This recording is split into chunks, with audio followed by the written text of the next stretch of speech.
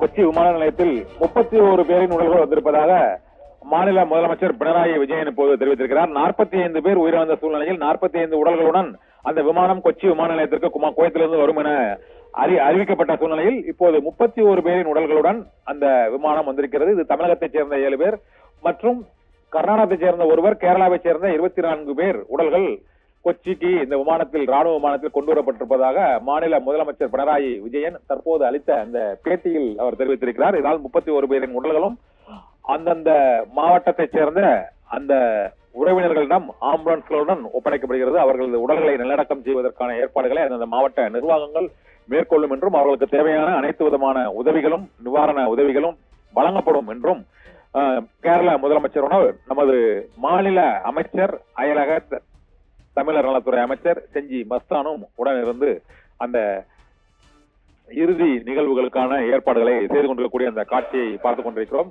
Kuwait நாட்டின் மங்காப் நகரில் அடுக்குமாடி குடியிருப்பில் ஏற்பட்ட தீ விபத்தில் இதுவரை 50 பேர் உயிரிழந்திருப்பதாக தகவல் வந்திருக்கிறது.